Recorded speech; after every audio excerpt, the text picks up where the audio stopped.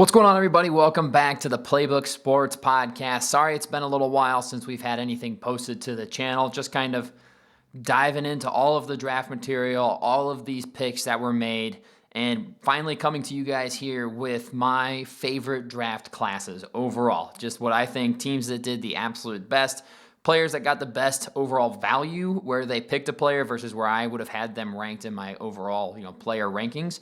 So this isn't an indictment on, oh, this guy's going to be terrible. This isn't I think this, you don't want to say definitively like this class is going to be the best class or this guy's going to be great. We don't know until they step on the field and put on the pads, right? So a lot of people have gripes with that. That's not what I'm doing. What I'm doing is how they did based on where I had these players ranked. Okay, so I'm going to give you guys my top 5 draft classes. And I'm going to start with honorable mentions, unranked. However, I think these teams did really, really well. I'm not going to dive into their class.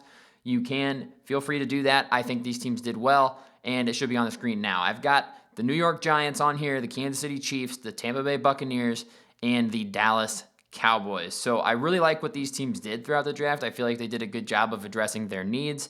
I liked Tampa Bay's draft a ton. I think they got some really, really good value. I think the Cowboys got a ton of good value in this draft, especially when you consider where they got certain guys. I mean, they got 3 guys that could be first-round graded talents, in my opinion. Like, Savon Ravel was right up there. He's the only one who wouldn't probably be considered a first-round talent. But then to get Donovan Ezeraku in the second round where they got him was an absolute steal. And then I'm a big fan of Tyler Booker. I think that's such a Cowboys pick. This guy's going to be awesome because it's what they do. They're building the Tyler offensive line. If only they had not gotten rid of or letting Tyler Biadasz walk, they would have 4 of 5 Tylers on their offensive line, which is crazy. So I really think he'll help Tyler Guyton, especially going forward. The Chiefs to get Joshua Simmons to fall into your lap at 31. This will be a theme because 2 of the teams on my top 5 lists were in the playoffs this past season. And then another 2 of those teams were fighting for the playoffs, and then one of those teams was bad. You would think the worst teams have the best drafts because they have more picks and they're better picks. And yet we just run into these teams that consistently draft well, count the Chiefs among them. To get Joshua Simmons to just fall to them at pick 32, technically, after they traded down 1 spot, is awesome value. And a good job on the Giants to just take Abdul Carter, do the smart thing, and hopefully for them, Jackson Dart's the guy having to move up, but not giving up any future ones. Looking at you, Atlanta, what are we doing? I think the Giants did a really good job as well. So these were my honorable mentions. Let's get into my number 5 rated team. That is the Seattle Seahawks. I think they had a fantastic draft, especially when you look at their first 4 picks or so. Getting Gray Zabel here at pick 18, that was one of the ones that I mocked correctly. Pat myself on the back a little bit there. He just fits what they want to do. He fits the the Clint Kubiak style of offense, where it's a lot of outside zone. He's probably the most athletic guard in the entire draft. He can get out and move. He's going to be great in that scheme. And then I absolutely loved, and I mean loved, moving up and getting Nick Emmanwori here at pick 35. That was such a good pick for them to go up and get just the absolute specimen athlete that Nick Emmanwori is, who's also very productive to play in the Mike Macdonald style of defense. You can't tell me, based on the measurables, this guy doesn't remind you of Kyle Hamilton, who is elite and was elite underneath Mike Macdonald, current head coach of the Seahawks. Love those first 2 picks. And then Elijah Arroyo, probably the best catcher of the tight ends. Maybe not the best, but one of the best receiving tight ends. So I'd like to see how he's going to fit into this offense with Sam Darnold and their weapons. It'll be interesting to see how that works out. And then I love taking Jalen Milroe in the 3rd round. This is a guy that some people thought might sneak into the 1st. You get him with one of the last picks of the 3rd round. I thought that was a great pick, developmental guy. He doesn't have to start. That's what was key for him. He could not go somewhere where he was going to be needed to play right away because he's not ready. He doesn't have to. You've got Sam Darnold there to be the guy for at least a year or 2. I know he's signed, I think, for 3 years. If he's there for all 3 years, to be seen. But I really like those picks. I also really like the Torrey Horton pick in the 5th round. And Damian Martinez at pick 223 is a steal. He's a very good running back. Again, just a sign of how deep this running back class truly was. So Seattle fans, I love your draft, top to bottom. Really strong draft. Very well done. Ton of picks here that I think are going to make a difference. Number 4 class, I've got the Super Bowl champion Philadelphia Eagles. Isn't that annoying how they just do that? They just have, they pick late in every single round. They just won the Super Bowl, and they have one of the best drafts. Sitting there at pick 32 and eventually moving up to 31 to take Jihad Campbell was an amazing pick. He had no business being available there. Just none. That's really annoying because he's one of the best players in this class, in my opinion. I loved him at pick 11. Loved him at pick 11. And I know he's not from Georgia, he's from Alabama, so it's a little weird that we're taking players from different SEC schools. What are we doing? But I thought that was a really good pick for Philadelphia. He should be a contributor right away. Chance to play in that Vic Fangio defense that just made an all-pro out of Zach Bond. Andrew Makuba in the second round. I had him battling as my third safety with Xavier Watts. I did think he was a little bit better when I got closer towards the end of evaluating all of these players. So getting him at pick 64 is an excellent, excellent value just to replace C.J. Gardner-Johnson, who's gone. So now you've got another young guy who maybe won't be counted on right away. But the Eagles don't draft guys to be counted on right away. They draft guys who they're going to need a year or two. And he's just another one. Same thing for Ty Robinson. Loved his tape out of Nebraska. The dude has such a high motor as a defensive tackle. I think there's some good pass rush upside in there, along with being a good run stopper. I thought that was a really good pick. Same thing with Smail Mondon out of Georgia. Again, there's your Georgia defender. You knew you were going to get one. Don't act like you didn't. I thought he's a really, really good pick for them later rounds. Just an athletic guy that's going to be able to fly around the field. Thought that was a really strong pick too. And then one of my favorite picks actually is Cameron Williams in the 6th round, pick 207. I thought that was an excellent pick. It is not that long ago Cameron Williams was being mocked in the 1st round. I know that was crazy then, but it's true. People who talk about the draft had Cameron Williams as a 1st round caliber guy because of his upside, because of the traits. Obviously, he's not there yet. He's got a lot of developing to do. Who better to be developed by than what the Philadelphia Eagles do on their offensive line? Go learn from Lane Johnson, dude. Go learn from Jordan Mailata. You've got all the upside we want. You're not ready. That's okay. We're going to get you ready. I really thought that was just a slam dunk pick. Getting him at pick 207. I had him as a top 100 guy, borderline, maybe top 110. Definitely better in pick 207. And then I skipped over Drew Kendall. I think this is a really solid depth pick for them too.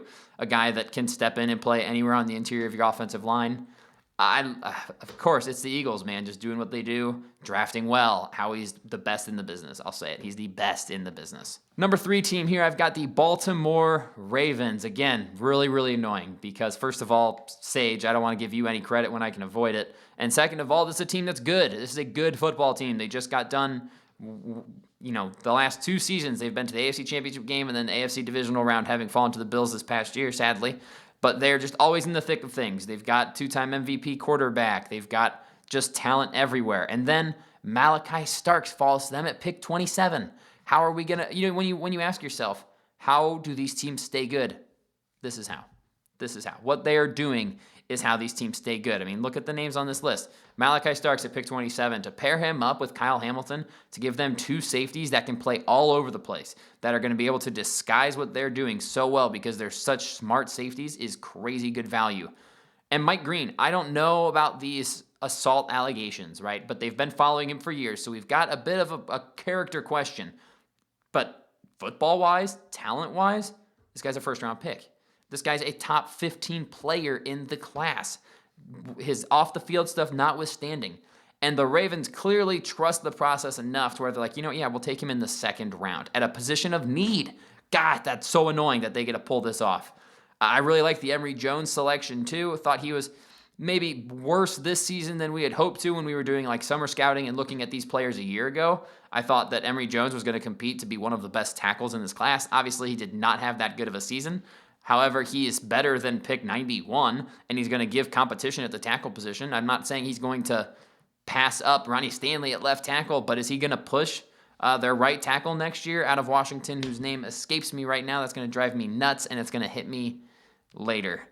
But he's definitely going to push for some playing time, and you can move him around on the offensive line. I could see him kicking him into guard for a little bit if they need to. So I thought they did really, really well drafting. Getting a kicker kind of shows you the concern about Justin Tucker and what's going on, so something to watch there. I also really liked the pick of Aeneas Peebles, round 6, pick 210. Thought he was a top 150 guy. Get him at 210 to kind of rotate on your defensive line is really, really good value too.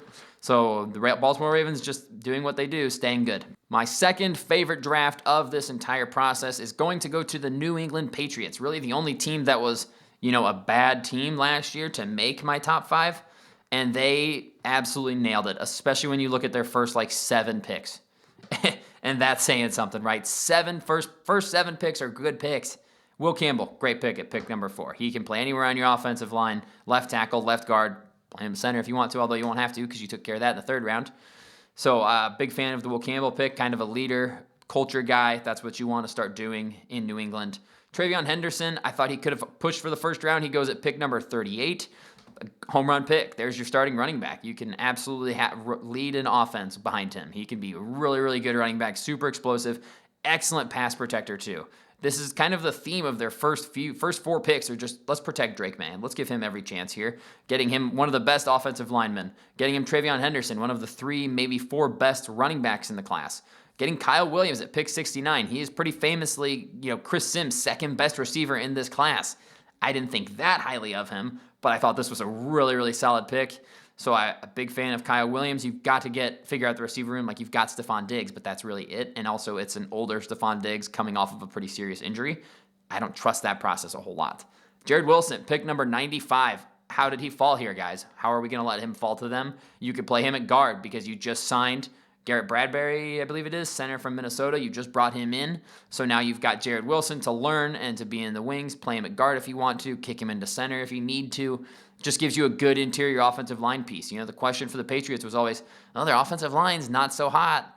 It is a lot better right now, especially if you look at it from right to left. You go Morgan Moses, especially this year, right? You go Morgan Moses on the right, and then you go with Mike Onwenu at guard. You go Bradbury at center. You could play Jared Wilson at left guard and Will Campbell at left tackle. You've got youth and talent on that offensive line, which is something they desperately needed to do. I also think Joshua Farmer in the 4th round at pick 137 was really, really good value as a defensive lineman. And then maybe one of the best picks in the draft, one of the best value picks in the entire draft, is Braden Swinson in the 5th round. This validates me so much because everyone started talking about him as like, oh, is he going to sneak into the 1st round? Is he a late 1, early 2nd round guy? And I'm like, where on earth is this coming from? Who started this hype train and why? Because I don't see that. I had him squarely pegged as a 4th round guy. Getting him at pick 146 in the 5th round, very early 5th, late 4th round range. I absolutely agree with that, and I think that's a really, really solid pick for them. And especially if you talk to people who do the draft stuff, all the mock drafts and everything, he was way higher than that on a lot of people's boards, but not mine. But still, getting him at pick 146 is still a really, really solid pick. So begrudgingly, I think the Patriots had an excellent draft. I'm still don't trust their wide receiver room. And it's still a really young team. I still think they're a year or 2 away from being considered like, oh, this team's actually like contender. But I think they are significantly better than they were this past season, which is what, if you're a Patriots fan, what you want to see. And my number 1 draft class, it was pretty obvious to me, especially when you just look at their first couple of picks here. Arizona Cardinals, baby. They crushed this draft. Sitting still at pick 16 and letting Walter Nolan fall into their laps is a stroke of genius. He was my DT2 in the entire class, only slightly behind Mason Graham. I thought Walter Nolan was in play for the Jags until they traded up to 2, and then I was like, okay, well, they're obviously not going to take him. He probably was in play for Cleveland at pick 5. I think that was where the start of his range went, and I thought Miami was going to take him at 13. Obviously, they went Kenneth Grant, who was good, but Walter Nolan has the pass rushing upside that you desperately want from your defensive tackle position, on top of being extremely strong. Can be a little slower motor at times where he just sort of takes a play off or 2, but I am confident that they're going to work that out in the NFL, and I'm confident in him being one of the best players in this entire draft class, along with cornerback Will Johnson, who, no, they didn't have to take him at pick 16, which I thought they would. They got to take him at pick 47.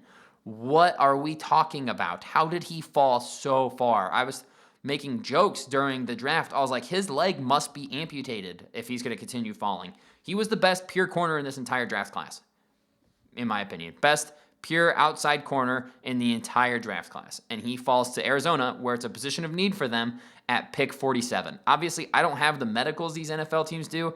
They know more about it than I do, but his knee better be terrible for every team in the 1st round to have passed on him, and multiple teams in the 2nd round to have passed on him as well, to let him fall to Arizona, who get 2 of the top 7 defensive players in the entire draft with their 1st and 2nd round picks. That's unbelievable value. And I loved the Denzel Burke selection in round 5, pick 174.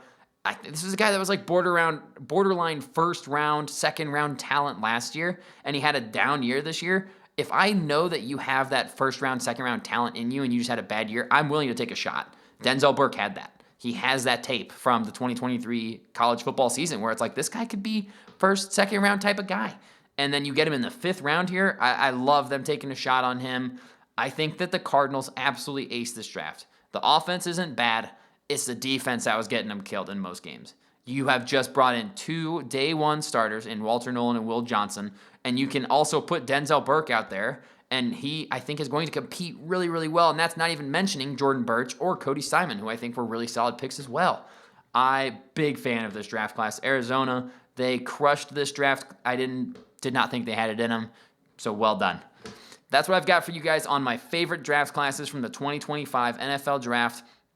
The prep work for the 2026 NFL Draft has already begun, as has all of the prep work for the upcoming offseason series where we talk about what teams did best and what teams lost the most overall talent in free agency and were able to replenish in the draft. Just basically how we think every single team did, and we grade every offseason. We also have the NFL schedule release coming up. We are 3.5 months away from football. Good football games. Cannot wait. It's going to be here before you know it. But that's all I've got for you guys. Let me know what team I missed, which team deserved to be at least in my honorable mentions, or if I had somebody too low, they should be higher. Really curious to hear your guys' thoughts. But that's all we've got for today, and we'll see you guys in the next one.